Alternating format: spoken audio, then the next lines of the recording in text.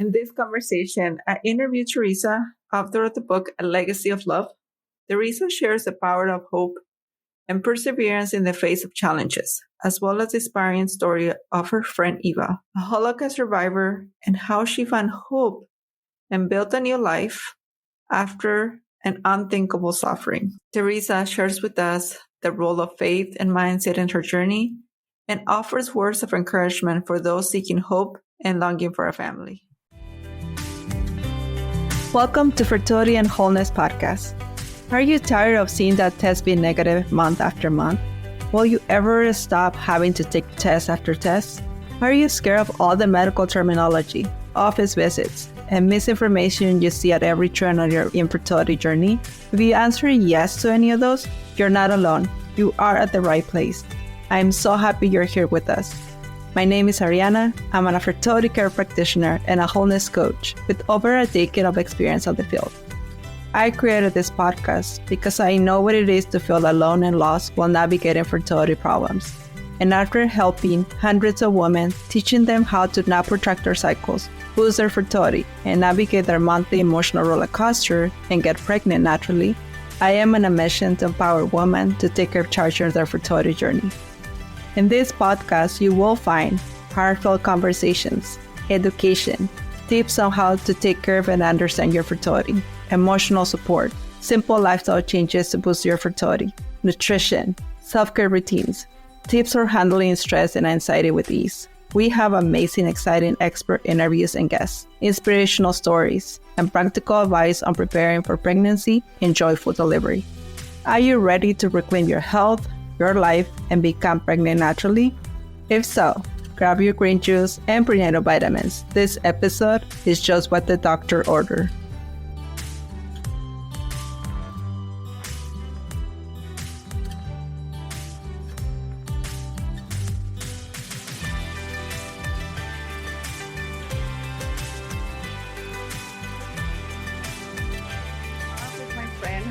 Honored to be here with you, Teresa. I know Teresa is a teacher, a book author, and a wholeness coach, and a Catholic coach too.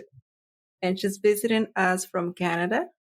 And we are going to be talking about actually the legacy of hope.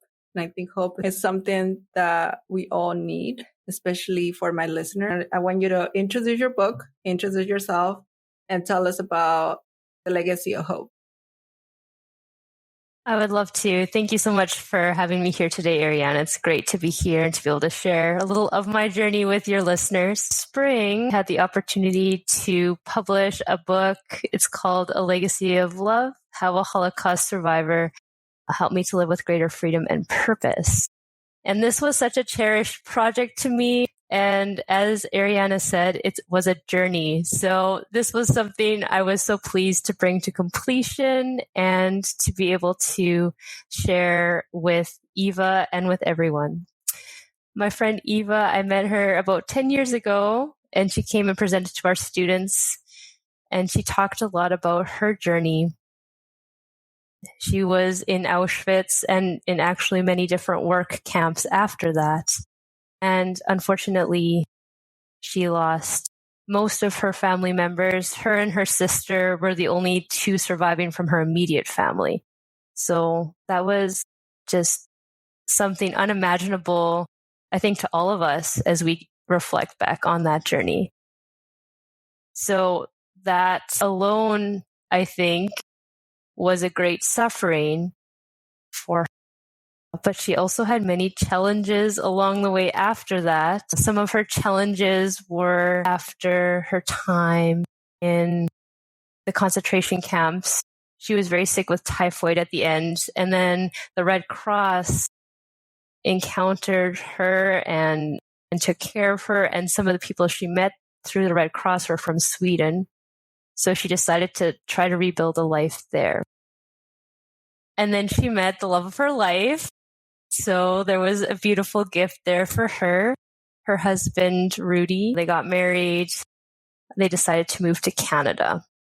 And partly too, in that whole time of history, there was the threat with the Korean War. So, just going through that horrific experience, she didn't want to have the risk of of living through war again.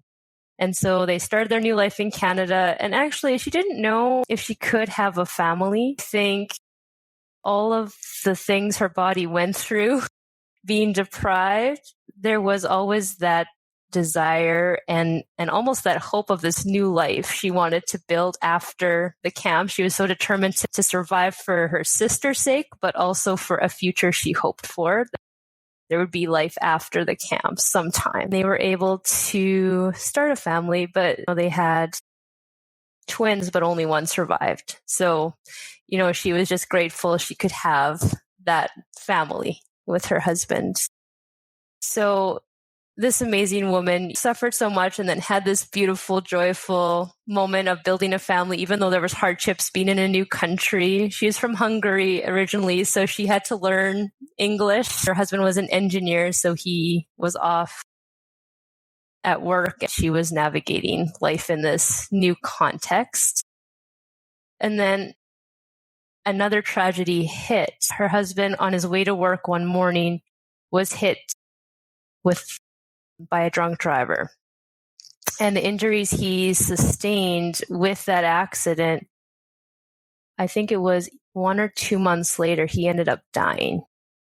So I remember she's actually written about her experience, but she's also shared with me. I remember her saying, she had a choice there.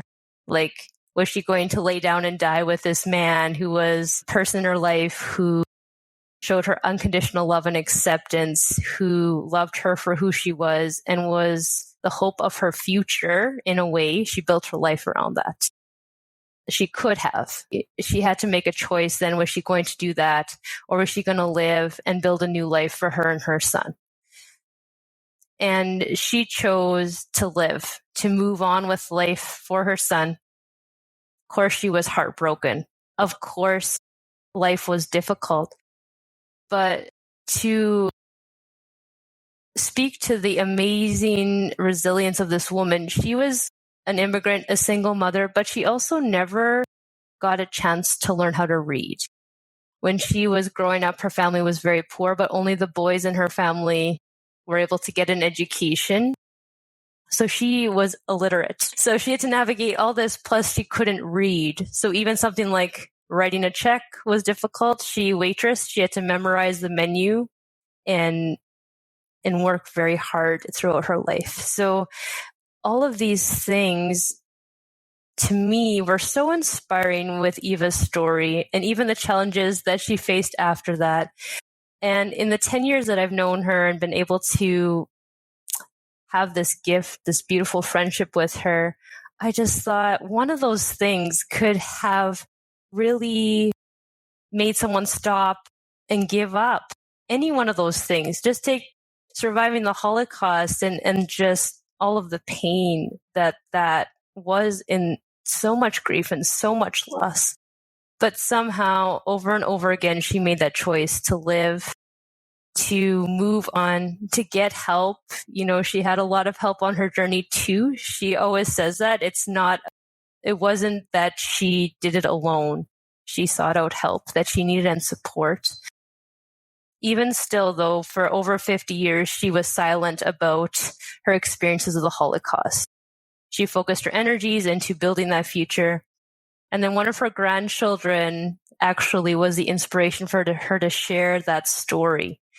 And it was not easy, but it became something that gave her such purpose to share that message of hope with the next generation and to expose the ways that hatred can really cause so much destruction in this world, that she doesn't want those mistakes that were made when she was living through this horrible time in history to be made again. And she used her experience of pain, even though every time she speaks about it, it is difficult, but she used that to give hope and to also share with people that are going through tough times that there is something on the other side. So I feel like I cannot do her story justice in this short time, Arianna, but this inspired me, and I just thought at a certain moment, I need to write a book just as a tribute to this beautiful story of survival, how she kept hope,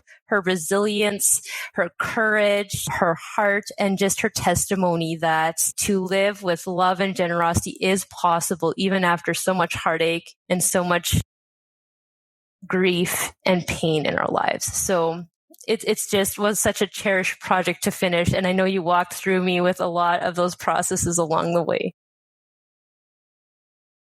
It is a great honor to witness your own take and your own twist in the book. There is Eva in the book, but there is also you. Tell us about you in the book, your perseverance actually to write a book. So sometimes we have dreams. You wanted to touch onto the dreams. We have a dream like writing a book or building a family. And there are obstacles on the way. There are challenges that we need to overcome. There's sometimes seems endless challenges. So I want you to tell us the experience of following your dreams and also what is your own twist in this book.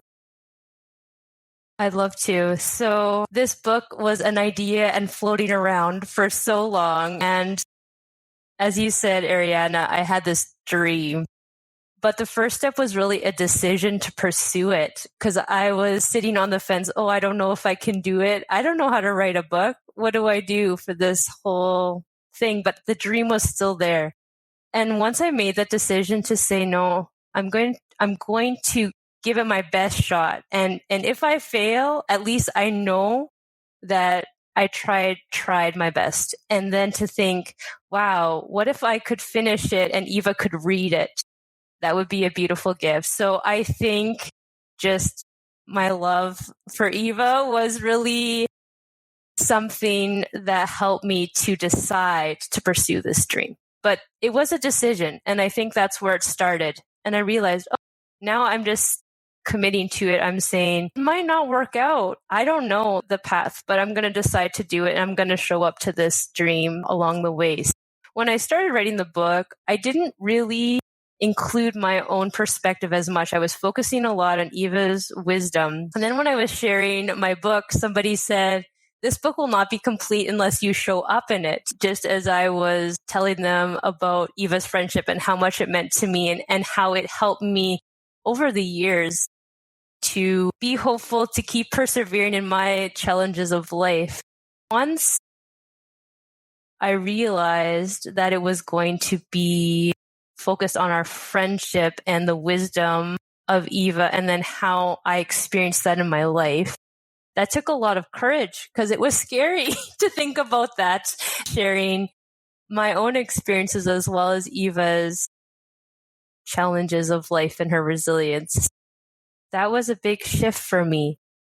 But I think what helped me is to understand I could design this dream too. I'm a teacher. I know there's busy seasons. And even within that, just sitting down and saying, okay, I'm going to commit to an hour of writing, however successful or unsuccessful that is.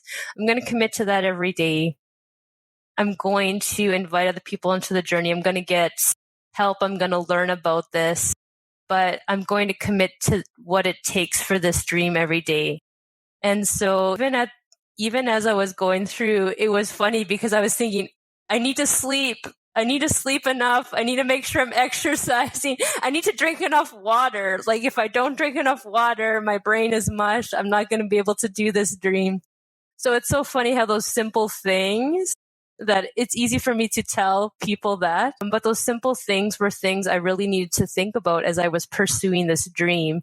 And those little daily decisions to commit to this goal, to finish it, to set that deadline, to say, okay, I'm going to have my rough draft in at this time. I think my rough draft, it was right before I was going home for Christmas. So I was typing it out, finishing the last bit, sending it off, and it was so funny. But I was just thinking, oh, without that commitment, without that date and telling someone, okay, I'm sending this to you, I wouldn't have been able to share with you today the joy in the success of sharing this beautiful gift I've been given with others. Like now people can go and they can read this story and be able to be inspired the way that I've been so inspired in my life. So all those little things mattered. It mattered that I drank enough water, and there's no's that you have to say, things that you have to choose when you're focused on dream, that your yes to the dream is going to be a no to something else. Like looking back, I don't think there's anything that I missed out on in writing this book. I just feel so excited that I was able to pursue this dream, and it brought so much life to me and so much excitement. And I feel like it's really expanded my life just in sharing Eva's story and being able to talk to other people about that and see what their experiences of reading my book and all of those little things that are blessings you don't anticipate when you do a project like this. You don't know how you'll be blessed or how you'll bless others. Going back to the title of the book, which is Legacy of Hope and Love Too, I want to go deeper. It'd be good for a listener to think about, what does it mean? What did it mean to Eva and what did it mean to you? The hope where there is really nothing to hope for. There is not assurance that she was going to get out of the concentration camp. There is not assurance that she was actually going to be able to immigrate or to even have the family that she actually dreamed of after all of that. And then for you, you didn't know how much money and time it was going to take to write the book. But there was a lot of yeses along the way. It was not just the initial commitment to persevere and to actually get the book into your hands, but not only having the book, but not to promote the book. So there are season challenges. And sometimes it feels like one season is enough. Like we don't want more of those seasons. So I want you to speak to that, because we get to, I need to catch my breath. I don't think I can make it. I don't think I can send that second draft, right? That type of mindset that can creep in as we pursue any project, but especially when for our listeners, which is the fertility aspect. Yes, absolutely. So I think with Eva, her hope was so strong because she was looking outside of herself. She had a cherished dream, but she faced the difficulty day to day in the concentration camps for her sister. And she always said, who is going to look after my sister if I don't? So to her, thinking it's not about me, it's about we. That is the one thing that kept her going through those camps. And there's even a time when she would have the opportunity, somebody said they would hide or help her escape. But she said, no, what happens to my comrades happens to me, to the other people around me. It's not about me, it's about we. So that shift in focus was something that anchored her hope, because she wasn't just focusing on herself. There was something bigger than herself that she was living for. And then also I would say that cherished hope of a family that would be safe, in the woods, like having their own home, kind of just safe from all of this death and destruction and people that were trying to get rid of the Jewish people around the world. She just thought, I want my own family one day. And she cherished that hope. And then she was willing to accept how the dream came to her, even though when they moved, there was challenges. They took time to become established, to be able to earn the money they needed for all of the things that you need when you're starting over.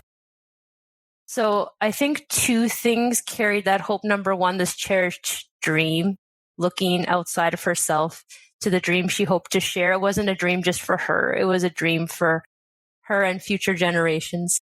And then a willingness to be flexible and to face the challenges and receive that as part of the dream too. So those are two things that I think carried Eva through those difficult. I think for me with my book, and then as you talk about the different seasons, right? You finish the book and then you think, oh my gosh, people are going to read it and I'm going to tell people about it now.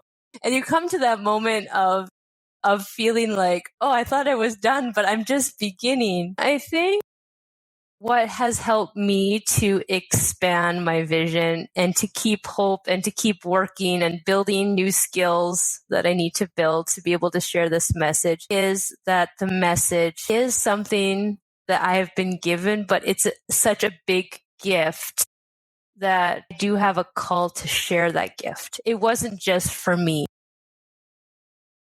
Eva and I are friends. That's a gift. Not everyone has that opportunity to be friends with a Holocaust survivor, to be friends with a woman with so much wisdom and love and resilience. And people need that gift. People are struggling. People are going through painful things in their lives. So for me, just to hold that so tightly, I think, is not going to be able to give that gift I'm meant to give. So I think too, for me, it's realizing that the dream is bigger than me. It's not just for me, it's for others. And that's one thing I think Eva taught me too, right? Even as she is journeying through these painful things and sharing her story again, it's not about her. It's about giving people something that can help them in their lives. Giving young people challenge and maybe the awareness that they can build a world that is more loving than the one they're in right now, or that they can stand up against bullying. They can tell their mom that they love her, and that will change their world in some profound way. So I think one thing that I'm realizing about hope and love is that when you look at the gift as something you are giving to others that's bigger than yourself, it can help you commit and persevere. Even if you don't feel so rosy about it, you might not be like, oh, hooray, another challenge. You might think, oh, okay, today I'm just getting through, but realizing you face that challenge, you keep on going because it's not about you. It's not about me. My dream's not only about me. It does give me so much, and it's been amazing to complete this project, but it's not just about me. It's about the gift that I'm giving, and I continue to receive as I give. So I think that's something that's helped me to hold on to hope and to expand my willingness to face challenges and to learn new skills that this season requires. Our listener can really harvest from your book, becomes aware that there is not one thing, right? There's not the one thing that is going to get you there. It's the perseverance through the journey and also holding on to your dream. I know you're a coach, you are a wholeness coach, and you also have a Catholic coaching certification. So how did your faith and your formation as a coach infuse your work, even as a teacher, as a person? And what is the message for a woman that is seeking the dream? They want the baby. They've been dreaming about this baby since they're little. And they're in the season of waiting. Faith, I think, is an important aspect, whether you're anywhere in the world.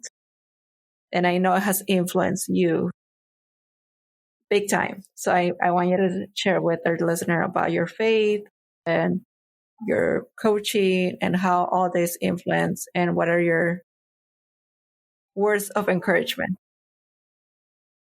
Yes, I'd love to share about that. So my faith has helped me to know that I'm not alone. Whatever I'm pursuing, there's something bigger than me.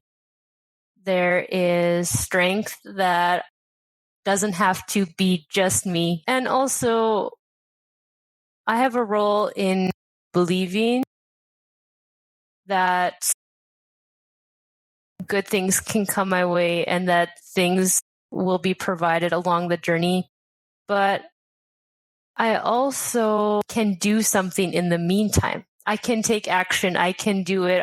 I'm co-creating with God. God is so generous in allowing us to take that journey with him. And I think too, to accept suffering is part of it, to see even the journey. If you think about Jesus' journey, like he suffered along the way too. So I think those aspects have helped me to really understand it's a pilgrimage. It's a journey. We're moving through different stages. There's going to be those mountaintop moments. There's going to be those difficult days, but we're not alone. We have the support of our community, our faith, the sacramental life to give us strength and to keep on going. And even just to think scripture, just of all these truths that we can hold in our lives and be inspired by and live into more and more each day. So I think just in general, that's one thing about faith that has been such a gift to me, that has helped me. And I would say in particular with my Catholic mindset coach training, it has really helped me to put my thoughts on trial, you might say. So just even thinking, well, is this true 100% of the time? If I'm like, I'm doing a horrible job of getting any words down on the paper, if we're going to look at my book, for example. Well, is that true 100% of the time? No, because 2 days ago I had like a great flow and I was doing great. So now I'm just having a day where the words aren't coming, and that's okay. But it just helps to put some of those thoughts on trial, to pass them through reason, and to say like, okay, so what would God say about this? What would the opposite also be true? You know, there's questions that I learned as a coach that I was using to help myself to really understand my mindset, and then to say, okay, those thoughts are there, but those thoughts don't have to be the ones that are driving me. I can look and see, okay, what is the deeper truth, and how can I choose my thoughts so that they're conformed to Christ and goodness and life and light, really, that they are going to help me keep moving forward in the ways that I'm called to, which is, for me, was this book in this season. You know, I really feel like it was a gift, but also a call, because even if one person can have more hope after reading it, it's worth it for me. So that would be particular to my faith and my mindset coaching.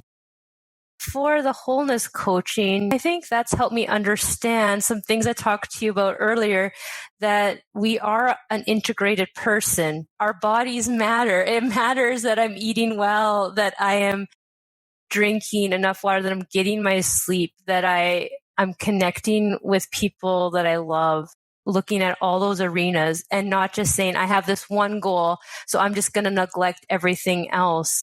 Because even as I was going through this project, and there was a couple of times where I was like, okay, I just have to cancel everything and work on this weekend. And I remember talking to you about of thinking like, oh, my life's not fun. And you're like, you're just telling me, remember what you've told me before, Teresa, just call a friend or a family member and connect. Like, you know what to do. We've had these conversations. So I think in looking at all those areas of our life and knowing that we can live into these goals with wholeness, and just when we get off that path, recalibrating, coming back, has been really what has sustained me to have the strength to complete this project. Because if I would have tried to write this book without taking care of my wholeness, 90% of the time, I would have quit, because I would have gotten too discouraged, because those other needs and those other areas of my life wouldn't have been taken care of, and it would have undermined my dream. So wholeness was really, really important for me to have the stamina to persevere through all the challenges that were on that path to completing my book, and really any dream. You need that stamina. You need to be able to get up every day and say, okay, I'm going to try again today. I'm going to work towards that dream and that that cherished end point that I desire so much. Well, I'm so glad you touched on the connection, right? It's important to have connection because at some point you can feel very lonely. You can feel like I am the only one going through this. I am the only one struggling with these thoughts. I am the only one that have to drink the pills or drink the water or make the lifestyle changes or not eat a sweet treat. But in reality, anybody that is pursuing something worthy of, we have to make those decisions. We have to make those little sacrifices. And at the end, they're making us better. But at the moment, feels like it's only me and I'm alone. And like you're saying, connecting with others and sharing and not neglecting any other sides of our journey. So I think the final thought that I can ask you is connection, and your final thoughts. Well, I think what I would love to share with people is not to give up. You don't know how the story is going to play out, but even in pursuing something that you long for and that you dream of, you're going to grow. You're going to be able to contribute to the people around you, expand your world, and give a beautiful gift in pursuing that. And that hope is what brings joy to life. Even as I was going through my journey, even as Eva was holding on to that hope, it brought her joy, it brought her life. So I would say that is something that we can all cherish, holding on to hope and just trusting that we don't know the end of the story, but if we're taking steps in hope, we're going to be able to come closer every day. And also maybe just to touch on the importance of seeking out community or experiences that will support whatever your dream is. You know, we have this world that's so big now with different communities online, and we want to invest in our local community. It's so important to be person to person. But we also have the opportunity to reach out to people that are walking through the things we are, that really understand and maybe can give us a little word of hope, some encouragement, something that will help us on our journey too. So don't be afraid to expand your world, get out of your comfort zone to get that support and to have someone journey with you on the way. Thank you so much for sharing with us your book, your knowledge. I know in the notes we're going to have a way to for listeners to get your book and also to contact you if they want to. It is an honor to be here with you. I feel like our listener appreciates the message of hope, especially in the season of waiting. Thank you. Thank you so much, Arianna. It's been a real privilege to be here today. So thank you for this opportunity. Thanks for tuning in. If you enjoyed today's episode, we got a special treat for you. Join our free Facebook group where you can connect with other amazing women and share your thoughts. Join us by clicking in the link in the show notes. We can't wait to welcome you into our supportive community. And don't forget to come back for our next episode, where we'll be sharing even more inspiring stories, encouraging tips, educational insights, and practical strategies. Oh, and before you go, we have a tiny favor to ask. If you found today's episode uplifting and helpful, please leave us a review. It's like giving us a virtual hug, and it helps other amazing women like you find our show. Plus, it makes us smile from ear to ear. And hey, why stop there? Share the love. Tell your Betsies, your mom, your sister, and even your favorite barista about our podcast. The more, the merrier.